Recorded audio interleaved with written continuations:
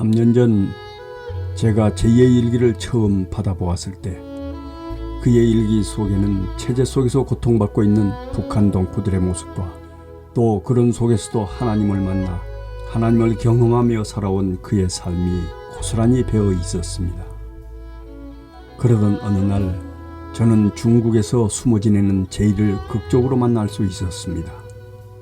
그는 북한에서 탈출하여 16년간을 중국 공안들과 북한 보위부대원들에게 잡히지 않으려고 이리저리 숨어 다니며 살고 있었는데, 그럼에도 불구하고 그는 그 기간 동안 30여 명의 중국인들을 전도하여 가정교회를 이루고 있었습니다.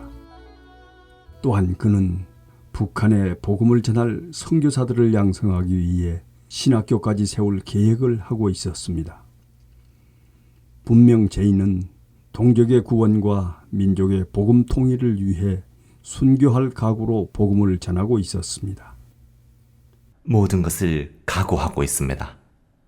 이 간증문을 꼭 세상에 알려주십시오. 제이의 간증문을 통해 저는 예수 그리스도의 복음을 위해 생명까지도 아끼지 않는 북한 성도들을 볼 수 있었고, 하나님의 계획은 정말 놀랍게도 변함없이 진행되고 있음을 확신할 수 있었습니다. 북한에서도 하나님은 살아 역사하시고 계셨고 이 일을 세상 사람들에게 알려야겠다고 확신을 하였지요. 죽는 것은 하나님 손에 달려있다고 믿습니다. 제이와의 만남은 저에게 큰 의미를 주었습니다. 또 제 사역의 방향제가 되어 주었죠. 그리하여 저는 그 후 몇 달간을 북한 동족 구원을 위해 연합 홍보 및 지원 협력 사업을 하였고, 그의 간증문을 책으로 발간하려고 준비 중에 있었습니다. 그러던 어느 날 말씀을 묵상하며 오전에 있을 제2의 책에 대한 계약을 준비하고 있을 때 제게 문자 메시지 하나가 왔습니다. 안녕하세요, 목사님. 제이가 2주 전에 교통사고로 죽었다고 연락이 왔습니다. 왜 죽었는지는 그분만이 아시겠지요. 저는 가슴이 마구 떨렸습니다. 갑작스러운 소식에 머리가 어지러워져 저는 중국으로 급하게 전화를 했습니다. 아니, 어떻게 된 일입니까? 사인이 무엇입니까? 정확히 모른다고 합니다. 오토바이를 타고 가다 다리에서 떨어져 변을 당했대요. 그것을 믿을 수 있는 증거는요? 제가 강력하게 질문을 하자 중국 사역자도 당황한 듯 저도 왜 2주나 지나 지금에야 알렸냐고 그의 동역자에게 따졌지만 아무런 대꾸가 없었어요.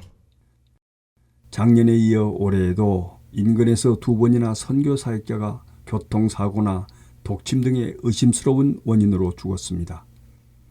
두려워졌습니다. 이런 상태에서 그곳에 가야 하나. 제이는 오토바이를 잘 타지 않는 사람이었습니다. 평상시에는 걸어다니거나 주로 대중교통을 이용한다고 전해드렸습니다. 그런 그가 오토바이를 타고 가다 죽었다는 것은 석연치 않았습니다. 제이의 죽음은 제게 큰 충격이었습니다. 며칠 후 저는 제이가 머물던 중국으로 가기 위해 인천공항을 향했습니다. 주님, 왜 제이는 고생만 하다 죽었고 왜 우리 동족과 민족은 분단으로 이런 고통을 계속 당해야 하나요? 주님, 이번 사역을 통해서 이 질문들을 응답해 주옵소서.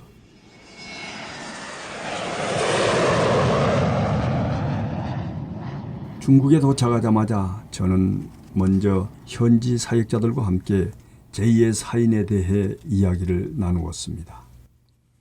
누군가 그의 시신과 얼굴이라도 보기 위해 그곳으로 가보자고 제안했지만 그의 시신은 중국법에 따라 죽은 지 하루 만에 화장을 해서 볼 수 없었습니다.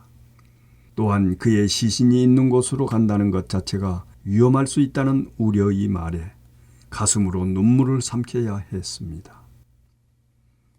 평소에 오토바이를 잘 타지도 않았던 그가 하필 왜 그날 탄 것일까? 무술로 달리는 그가 그렇게 맥없이 다리에서 떨어져 죽다니. 오 주님, 이럴 때 더 이상 아무것도 알 길이 없음이 너무나 답답합니다. 그렇게 고생만 하다가 복음을 전하다 죽은 제이를 한 번이라도 조문하지 못하는 이 현실이 너무나 안타깝기만 합니다. 주님, 복음 전파를 위해 살아가던 제이에게 왜 이런 일이 일어났는지 생각하면 생각할수록 그저 답답할 뿐이었습니다. 저는 한국으로 돌아오는 비행기 안에서 성경을 펼쳤는데 에스겔 11장 14절에서 20절의 말씀이 내 정신을 뒤흔들었습니다. 여호와의 말씀이 내게 임하여 이르시되 인자야, 예루살렘 주민이 내 형제 곧 내 형제와 친척과 온 이스라엘 족속을 향하여 이르기를 너희는 여호와에게서 멀리 떠나라.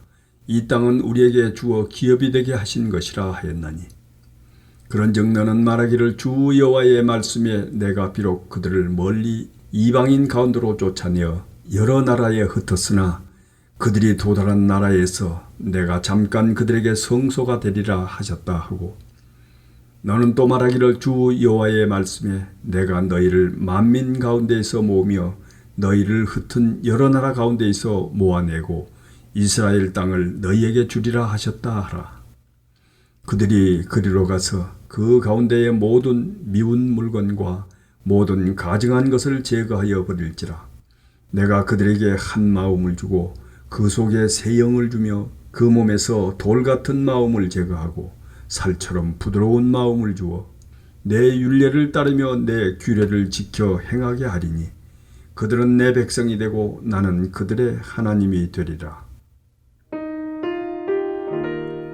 제 눈에 들어온 에스겔의 말씀은 주님이 택했던 이스라엘 백성들도 하나님을 제대로 섬기지 않고 우상을 섬기며 주님을 배반하면 주님은 다시 백성들을 일깨우기 위해서 주위의 강대국들을 들어 엄하게 치신다는 말씀이었습니다.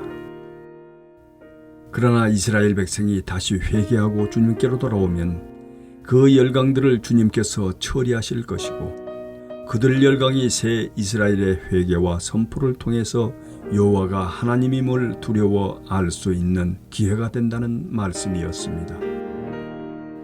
이렇듯 우리 민족의 아픔은 주님을 배반한 우리들의 불신앙 때문이었습니다. 하나님의 뜻을 제대로 섬기지 않는 한국 교회의 타락에 있는 것이지 강대국으로 인한 일이 아니다라고 주님은 말씀으로 알려주고 계셨습니다.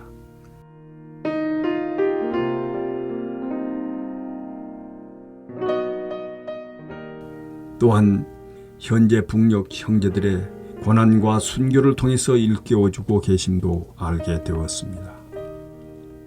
특별히 제2의 이번 죽음은 제게 이 점을 분명하고도 깊게 각인시켰습니다. 오랜 시간 계속되는 조국의 분단은 정치적 이데올로기나 강대국들의 전적인 조작이나 힘이 아닙니다. 만약 우리가 아닌 외부의 힘으로 그렇게 되었다면 우리들은 영원히 우리의 힘으로 문제를 풀 수가 없고 우리 땅의 주인이 될 수 없습니다. 오직 문제의 해결은 우리가 하나님 앞에 어떻게 온전하게 다시 택함을 받는가가 그 열쇠가 된다는 메시지가 저의 정신을 흔들어 깨우는 듯 했습니다. 제이가 16년 넘게 굶주림으로 목이 타고 하늘나라 복음으로 그렇게 목말라 했던 마음이 제 마음에 들어와서일까요? 아니, 지금도 고통 가운데 있는 동족을 보고도 모른 채 하는 우리들을 한탄하고 답답해 하실 예수님의 목마름이 느껴져서일까요? 우리들의 죄악을 회개하고 우리 민족을 위한 한국교회의 연합을 그토록 기다리시는 하나님의 경고의 음성이 들려와서일까요? 우리 동족들이 배고팠기에 우리는 충분히 먹었고 우리 동족들이 입을 옷이 없었기에 우리가 치장을 했으며 우리 동족들이 쫓겨다녔기에 우리는 정착할 수 있었고 우리 동족들이 맘 놓고 예배를 드릴 수 없었기에 우리는 수많은 교회를 세웠으나 정작 그분들은 순교의 피를 오직 말씀에 순종하는 희생으로 천국을 비춥니다. 부디 제이와 같은 형제들의 죽음으로 풍요를 누리는 우리들의 회개와 한국교회의 연합이 주님 앞에서 이루어지기를 덧붙여 기원해 봅니다. 그동안 주님은 그곳에도 계십니다를 사랑해 주신 애청자 여러분께 감사를 드리며 북녘 땅에서도 끊임없이 구원 역사를 이루어 나가시는 하나님께 감사와 찬양을 드립니다.